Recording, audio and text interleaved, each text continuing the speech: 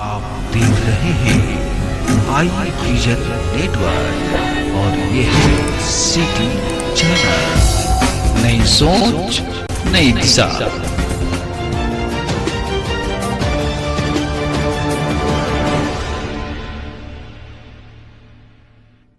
मुखिया प्रतिनिधि पर किया गया जानलेवा हमला, करवाया जमुई थाने में एफआईआर दर्ज, अब तक कोई कार्यवाही नहीं। City bureau report Rajiv Ranjan के साथ संवाददाता अभिषेक सिन्हा की रिपोर्ट। बीते दिन 29 अगस्त को अगहरा बरुअट्टा के मुखिया सिमरन प्रिया के पति व प्रतिनिधि एवं जदयू दलित प्रकोष्ठ बिहार के प्रदेश उपाध्यक्ष राकेश कुमार पर जानलेवा हमला किया गया। आइए सुनते हैं उनकी ही जुबानी।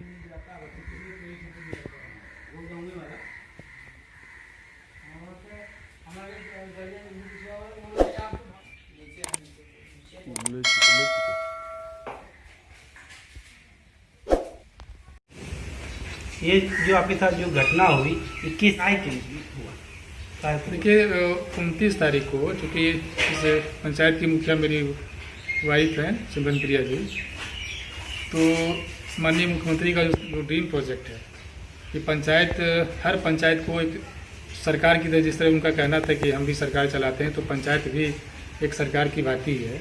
वहाँ की जो जन समस्या है उसके लिए लोगों को दूर न जाना पड़े, ब्लॉक वगैरह नहीं जाना पड़े, चक्कर लगाना पड़ता था। इसलिए उनका एक बहुत बड़ा उन्होंने ड्रीम प्रोजेक्ट बनाया कि अगर पंचायत सरकार भवन हर पंचायत को दिया जाए तो उनकी सारी समस्याएं वहीं से दूर हो जाएंगी। इसको लेकर के पंचायत सरकार भवन स्वीकृत हुआ हमारे यहाँ, और उसकी स्वीकृति मिलने के बाद हमारे ही पंचायत मुख्यालय में ही अगहरा बरुअट्टा है, बरुअट्टा गाँव है बगल में ही, वहीं उसका स्थल चयन किया गया है ना। तो उसके बाद हुआ कि उसका लेआउट करवाना था। लेआउट करवाने को लेकर के हम लोग बात किए, जेई साहब से बात किए, और भी जो ओवरसेयर्स वगैरह थे, टेक्नीशियन जो भी आर्किटेक्ट वगैरह थे, सब लोग आए थे। तो 29 तारीख को करीब 10 साढ़े 10 बजे हम लोग स्थल पर गए, 10 बजे के आसपास। वो सारी प्रक्रिया हो गई, जो भी नापी का था वो सब करवा दिया, सीमांकन वगैरह करवा दिया गया। उसके बाद करवाने के बाद सभी लोग चले गए। बीच में उसी दौरान, करवाने के दौरान ही वहाँ पर जो कुछ लोग, मुख्य लोग हैं, वो गोसाई टोला कहलाता है वहाँ पर, ठीक है। उसमें रामानंद गोस्वामी वगैरह थे, उनके और अन्य सहयोगी तिलो गोस्वामी, हरनारायण गोस्वामी, राहुल गोस्वामी, ये सब वहाँ पर घटनास्थल पर आ गए। सबसे पहले तो लोग इधर उधर देखने के बाद बोला कि चूँकि अगल बगल वो लोग क्या है, कुछ ज़मीन अतिक्रमण भी वो लोग किए हुए हैं, तो उन लोग की मंशा थी कि अगर नापी हो जाता है तो फिर वो लोग जो चाहता था वो ज़मीन के बारे में, वो तो कर नहीं पाता है, उसको हथिया नहीं पाता है वो। इस वजह से क्या हुआ कि वो लोग पहले अवरोध पैदा किया कि अगर यहाँ काम करना है, ठीक है, तो इतना बड़ा प्रोजेक्ट है, 1 करोड़ 11 लाख का हम लोग का प्रोजेक्ट है वो पंचायत सरकार भवन का है, उसमें से कुछ पैसा दीजिएगा तभी काम कराने देंगे, अदरवाइज नहीं करवाएंगे। तो हम लोग रिक्वेस्ट किए कि भाई ये आप ही लोग के लिए ये काम है, आज नीतीश सरकार इतना कुछ कर रही है, वो जनता के लिए कर रही है ना। तो आपके सहूलियत के हिसाब से सरकार सोच रही है इतना कि आप लोग को दूर नहीं जाना पड़े, और आप करें काम नहीं होने देंगे, और रंगदारी भाई किस बात का। हम उनसे रिक्वेस्ट किए कि आप लोग खड़ा होकर के जैसे भी काम करवाना हो पूरा बढ़िया से काम करवा लीजिए, कोई परेशानी नहीं। इससे पहले भी कभी घटना हुआ था क्या? नहीं, कभी कोई ऐसा घटना कहीं किसी भी पूरे पंचायत में कहीं कोई घटना नहीं। इसके 1 सप्ताह पहले भी बरुअट्टा हम गए, उसके भी पहले 10 दिन पहले गए। हम लोग क्षेत्र भ्रमण करते ही रहते हैं, घूमते रहते हैं।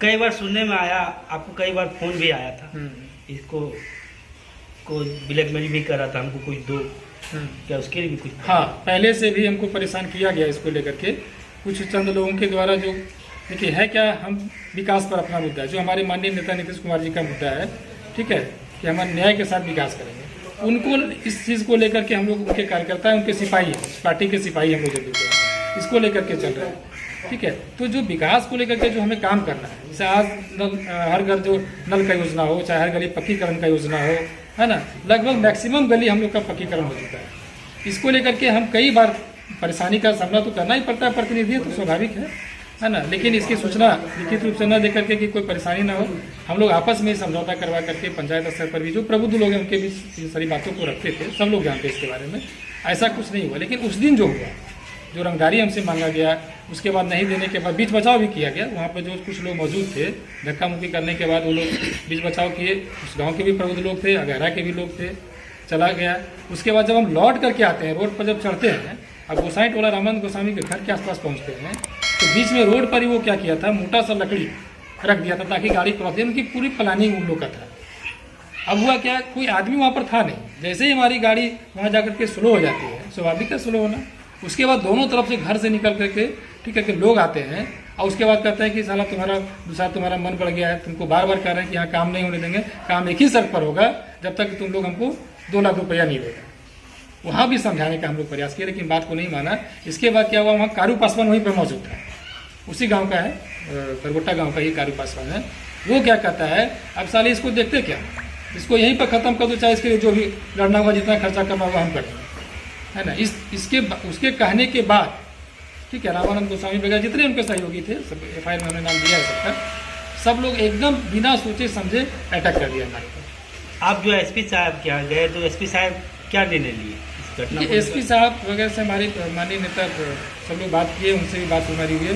सबसे पहले तो हमने थानाध्यक्ष महोदय को फ़ोन किया, हमने तुरंत कार्रवाई करते हुए जो मोबाइल टाइगर वगैरह का उनको भेजा भी। फिर उसके बाद हम थाना गए, FIR लिखे, FIR वगैरह करने के बाद उन्हें आश्वासन दिया कि इस पर इमीडिएट कार्रवाई हम लोग करें, क्योंकि ये बहुत बड़ा अपराध है ना।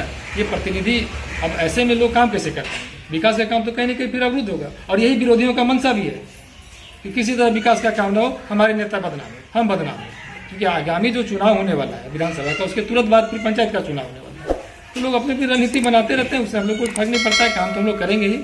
और चाहे जैसे भी होगा, जो सरकार का काम है, जो भी बनना होगा वो बनेगा ही बनेगा, ठीक है। तो आश्वासन दिया, लेकिन अभी तक तो वैसा कोई कार्रवाई नहीं किया गया था। प्रशासन के SP साहब वगैरह से भी सब लोगों से बात हुई, पता चला हमको, हमारे जो नेता वगैरह बात किए कि इसमें DSP साहब जांच कर रहे हैं इसमें। सवाल ये होता है कि आज जैसे पूर्व में भी हमारे पिता की हत्या हो चुकी है, कुछ साल पहले हमारे पिता की हत्या दिन दहाड़े, हमारे पिता शिक्षक थे, पिताजी स्कूल में जाकर के, विद्यालय कार्यालय में जाकर के उनको गोली मार दी जाती है। इसके बावजूद हमने, मेरा पूरा परिवार हिम्मत करके पंचायत का चुनाव लड़े, लोगों का जन समर्थन मिला, आशीर्वाद मिला, मेरी पत्नी मुखिया बनी, ठीक है।